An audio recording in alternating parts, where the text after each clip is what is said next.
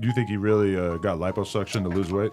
On some G shit though, I really feel like y'all playing with me because I really been saying fuck this shit. We can't go to the next question. All right, we can move on. I just like you had some funny bars in the whole thing that I just kind I ain't on that, of bro. wonder You if it trying was to serious or spark the not. shit back up. Nah, we I ain't on that. Nah, we money We back ain't too. talking about that. What's up, gang? We back with another wild deep dive, and this one's about to shake Memphis to the core. Things just got real messy in the city's street politics, and it looks like this old beef might turn deadly again. No lies here. PTI just reignited the flames between his day one brother Big 30 and Moneybagg Yo, and the way it happened got everyone losing their minds. On his new track, Pooh Shiesty dropped a bar that lit up the whole city. He said, "I heard street dudes getting tummy tucks. Told you these rappers lame. You don't even gotta be from Memphis to know who that's about.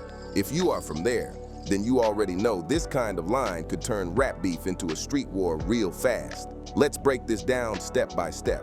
From how Big 30 and Moneybagg started off tight to how it all went sour. And now, how Pooh Shiesty just dropped the spark on a bomb that's been ticking for years. This ain't just about music anymore. This is real-life tension hiding behind rap lyrics. To understand it all, we gotta rewind to when Big 30 was just another kid from South Memphis trying to make something out of nothing. Big 30, whose real name is Rodney Wright, came up out of the Killer Switch Bitch gang, known as SBG, repping the South hard. From early on, Big 30 wasn't like the rest. He kept getting kicked out of school for wild behavior, ended up in alternative school, but that didn't help either. The streets were calling, and Big 30 picked up that call without hesitation. He linked up with his childhood friend, Pooh Shiesty, and together, they built Choppa Gang with their homies Lil Hank and Choppa Wop. These weren't just some regular teens trying to rap. They were known all across South Memphis for their reputation and raw energy. Big 30 got his name from his favorite weapon, and it didn't take long before people started fearing and respecting that name all over the city. But here's where things start to twist. Family ties stepped into the picture. Big 30's cousin, Big Nochi, was already making power moves in the streets and had strong connections throughout Memphis. He was the bridge that connected Big 30 to Moneybagg Yo's circle.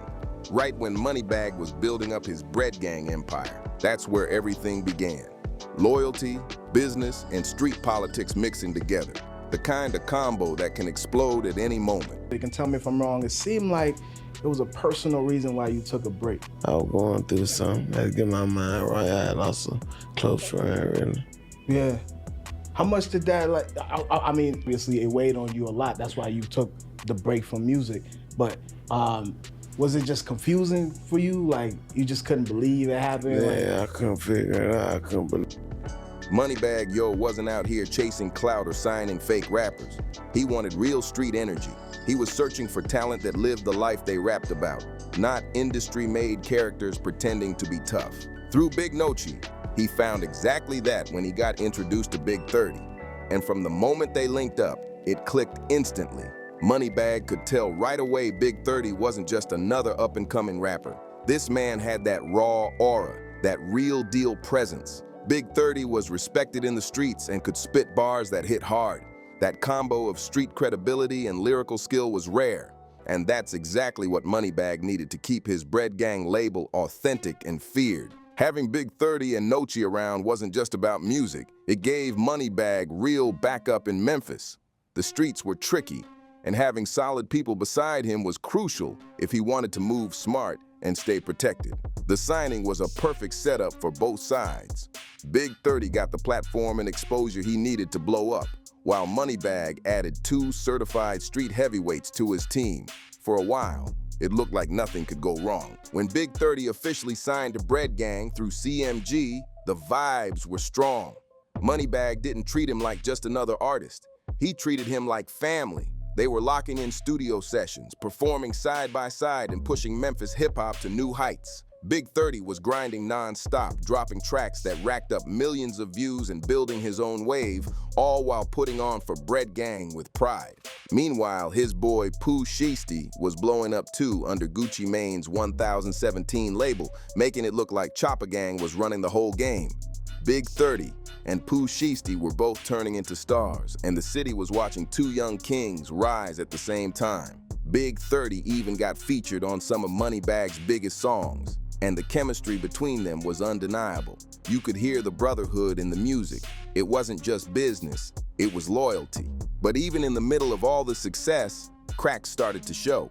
Big 30 still had one foot in the streets, and that loyalty to his day ones was pulling him in two directions. Then everything flipped upside down on January 28th, 2022.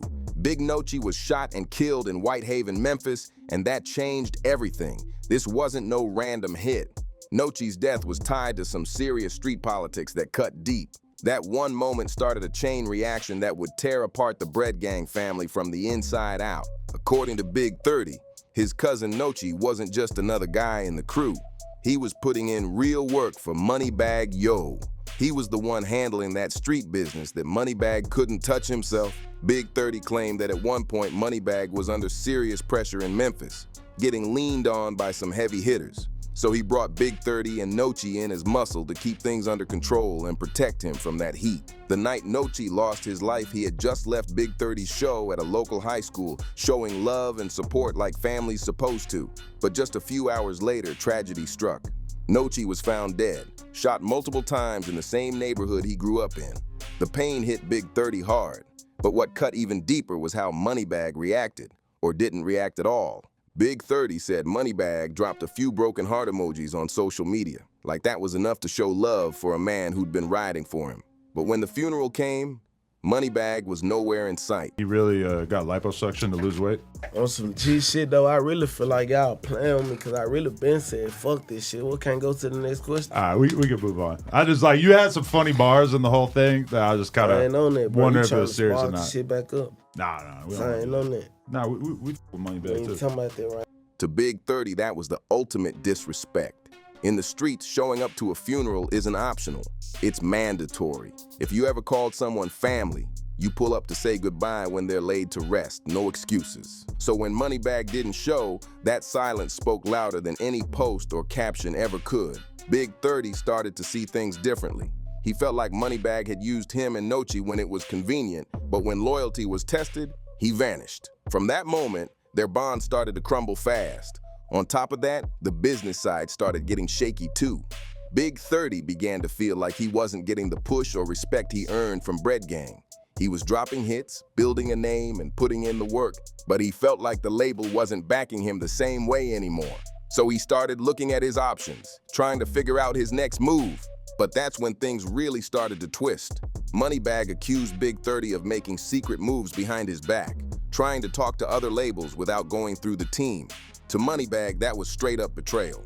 But from Big 30's side, he said he was just trying to grow and make sure his career didn't get stuck.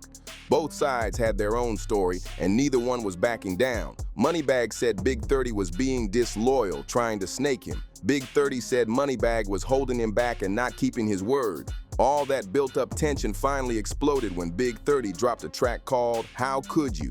And in that song, he let everything out. Every grudge, every disappointment, every hidden shot, he aired it all out for the world to hear. This wasn't just another diss track. This was a public takedown. Big 30's How Could You hit harder than anyone expected, and he made sure every bar cut deep. In that track, Big 30 didn't just throw shade. He completely exposed what he saw as Moneybagg Yo's fake image and showed the world how their so-called brotherhood had crumbled. He called out Moneybagg for skipping Nochi's funeral, something Big 30 said no real one would ever do. He accused Moneybagg of using him and Nochi like bodyguards instead of signing them for their talent. In his eyes, Moneybagg wasn't a genuine street boss, just someone who talked tough but never lived it. Big 30 rapped that the only reason he and Nochi were brought into Bread Gang was to serve as protection, not because Moneybagg believed in their music. He made it clear that Moneybagg was under pressure from some real street forces, and he signed certified demons just to keep himself safe. Moneybagg wasn't about to sit back and let his name get dragged through the mud, though. He fired right back with a track called Airball, and that one was ruthless. In it, he called Big 30 a snake who had been trying to cut secret deals behind his back. Moneybagg said Big 30 was lying on his name, twisting the truth, and acting like he built his own success without any help. He claimed he had actually done more for Big 30 than anyone realized. helping him financially, giving him exposure, and putting him on songs that changed his career. But what really hit hard in Airball was when Moneybagg flipped the story about Nochi's death. He said he was just as hurt as anyone else, but that Big 30 and Nochi had jumped into street problems that weren't even theirs, chasing clout instead of handling real business. That line alone caused chaos online, with fans split down the middle about who was telling the truth. Then came the part that made everyone gasp. Moneybagg publicly told Big 30 to give back his Bread Gang chain. He said Big 30 wasn't solid enough to represent the brand anymore, and that he didn't deserve to wear it. That was a direct shot at his pride, and it made the tension explode even further. Big 30 wasn't letting that slide, not for a second. He jumped on social media and started exposing private messages and details about their history. He said straight up that Moneybagg was no gangster, claiming that behind the flashy lifestyle, he was just trying to survive Memphis politics. According to Big 30, Moneybagg was getting extorted by some serious dudes in the city, and that's why he started signing rappers from Big 30's hood just to surround himself with people who could protect him. He also went after Moneybagg's image again, saying the tough guy act was all for show. Big 30 clapped back about the jewelry talk too, saying the only thing Moneybagg ever gave him was a cheap chain, one he already paid back for. He made it clear that he'd been getting money since he was 18 and never needed a handout. Then came the coldest line, the one that broke the internet. Big 30 said Moneybagg's public heartbreak over Nochi's death was fake, calling him out for posting broken heart emojis online and pretending to grieve while never even showing up to the funeral. Big 30 ended his rant saying, "We brought life to that shit," a statement that made it crystal clear the Brotherhood was dead and the war was fully on. Big 30 didn't hold back, throwing one of the hardest shots yet when he said, "Made the city respect you. My homie's gone over that lame stuff, and you ain't even come to his service." That line hit like a bomb in Memphis. But the drama didn't stop there.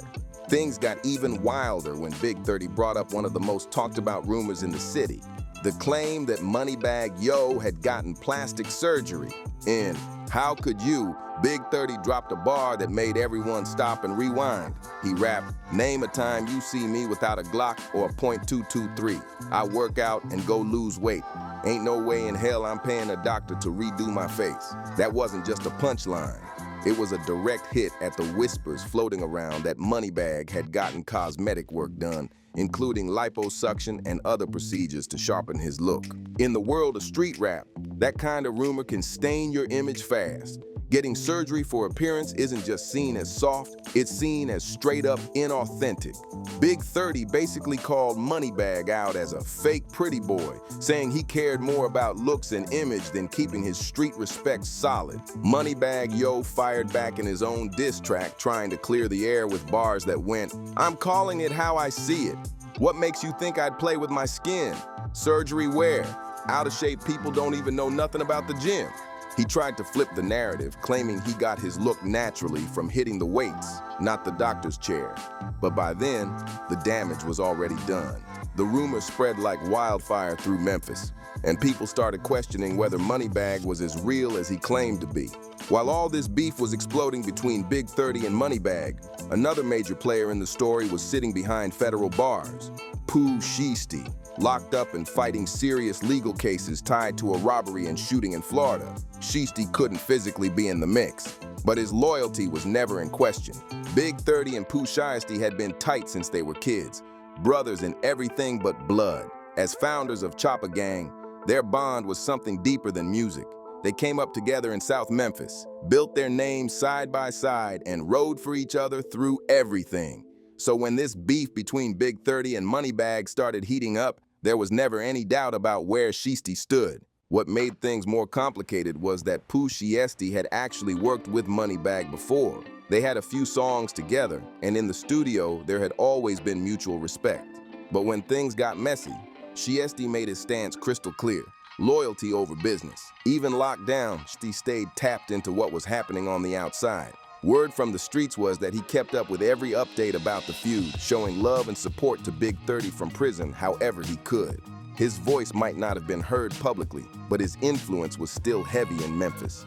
People in the city knew Shiesty's loyalty ran deep, and even from behind bars, his name carried weight. reminding everyone that Chopper Gang's bond was stronger than any label drama or music industry politics. Everybody in Memphis knew one thing for sure. When Pooh Shiesty came home, he was riding for Big 30 all the way. No questions asked. After months of back-and-forth diss tracks, messy lives, and non-stop social media shots, it finally looked like the storm was calming down. Both sides, Big 30 and Moneybagg Yo, stopped dropping disses, and the internet chatter went quiet for a bit.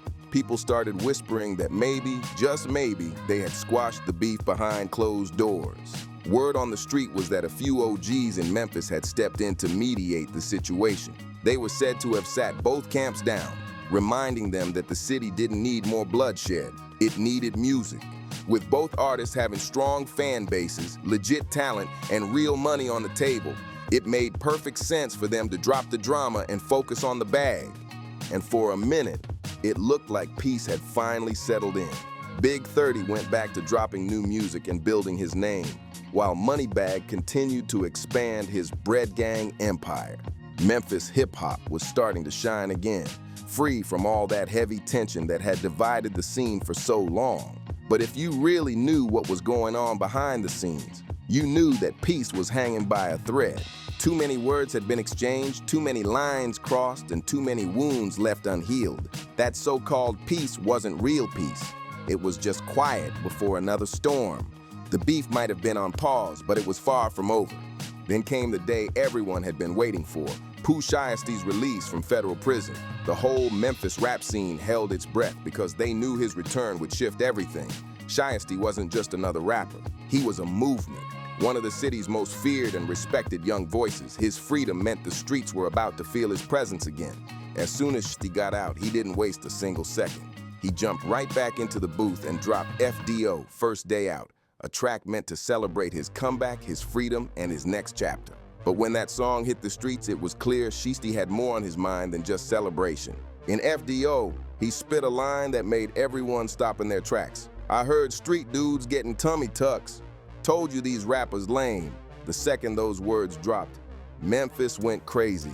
Anyone who had been following the Big 30 and Moneybagg saga knew exactly who that line was aimed at. This wasn't some slick subliminal message or hidden jab. This was a direct hit. Shiesty had thrown fuel straight back on a fire everyone thought had burned out. That one bar reopened every old wound, reignited every old tension, and reminded the whole city that in Memphis rap, nothing stays buried for long. Pooh Shiesty made it clear he wasn't part of that so-called peace treaty. Whatever understanding Big 30 and Moneybagg Yo might have come to didn't apply to him at all. Shiesty's line in FDO was his way of saying, I haven't forgotten a thing. He basically reminded everyone that Chopper Gang still had unfinished business, and any truce made without him didn't mean the war was over. His diss on FDO hit hard for a few key reasons.